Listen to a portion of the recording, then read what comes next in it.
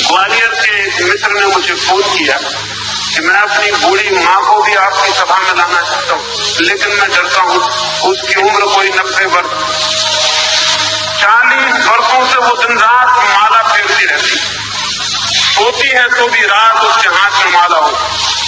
और आपकी बातें कुछ ऐसी हैं कि कहीं उसको चोट ना लगे, इस उम्र में उसको लाना उचित है या नहीं।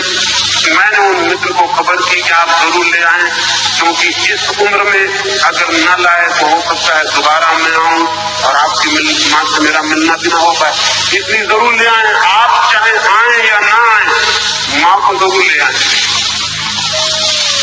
वो मां को लेके आए।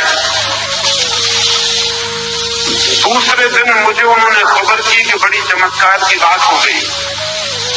जब मैं आया और आप माला के खिलाफ ही बोलने लगे तो मैं समझा कि ये तो आपको खबर करना ठीक नहीं हुआ। मैंने आपसे कहा कि मेरी माँ माला फेरती है और आप माला के खिलाफ ही बोलने लगे, तो मुझे लगा कि आप मेरी माँ को ही ध्यान में रख के बोल रहे हैं। उसको नाहक चोट लगेगी, नाहक दुख होगा। मैं डरा। रास्ते में गाड़ी में मैंने पूछा भी नहीं कि तेरे मन पर क्या असर हुआ। घर जाके मैंने पूछा कि कैसा लगा, तो मेरी माँ ने कहा कैसा लगा, मैं माला वही मीटिंग में ही छोड़ आई। 40 साल का मेरा भी अनुभव कहता है कि माला से मुझे कुछ भी नहीं मिला, लेकिन मैं इतनी हिम्मत नहीं जुटा पा रही थी कि उसे छोड़ दूं।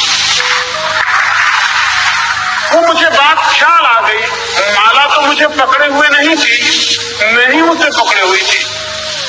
मैंने उसे छोड़ दिया, वो छूट गई। आप ये मत पूछना कि कैसे हम छोड़ दें, कोई आपको पकड़े हुए नहीं है। आपकी मुट्ठी बांधे हुए खोलना वो छूट है, और छूटते ही आप पाएंगे कि चित्त हल्का हो गया, निर्बाध हो गया, वो तैयार हो गया एक यात्रा के लिए। इन 4 दिनों में उस यात्रा के और सूत्रों पर हम बात करेंगे, लेकिन पहला सूत्र है नो क्लिंगिंग। कोई पकड़ नहीं, कोई पकड़ नहीं, गैर पकड़, ना पकड़, सब पकड़ छोड़ देना। छोड़ते ही मन तैयार हो जाता है, छोड़ते ही मन पंख फैला देता है, छोड़ते ही मन सत्य की यात्रा के लिए आकांक्षा करने लगता है। क्योंकि जो मत से बंधे हैं वो डरते हैं सत्य को जानने से, क्योंकि जरूरी नहीं कि सत्य उनके मत के पक्ष में हो। मतवादी हमेशा सत्य को जानने से डरता है, क्योंकि जरूरी नहीं कि सत्य उनके मत के पक्ष में हो। सत्य विपरीत भी पड़ सकता है, और मतवादी अपने मत को नहीं छोड़ना चाहते, इसलिए सत्य को जानने से ही बचता है। मैं निरंतर कहता हूं 2 तरह के लोग हैं दुनिया में। एक वे लोग हैं जो चाहते हैं सत्य हमारे पीछे चले।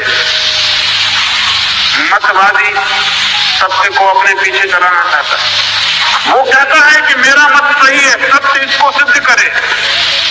लेकिन मतवादी सत्यवादी नहीं है।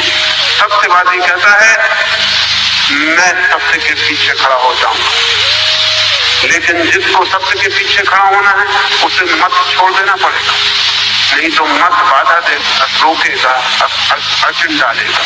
अगर आप हिंदू हैं तो आप धार्मिक नहीं हो सकते। अगर आप ईसाई हैं तो आप धार्मिक नहीं हो सकते। अगर धार्मिक होना है तो ईसाई, हिंदू और मुसलमान से मुक्ति आवश्यक है। अगर जीवन के सत्य को जानना है तो जीवन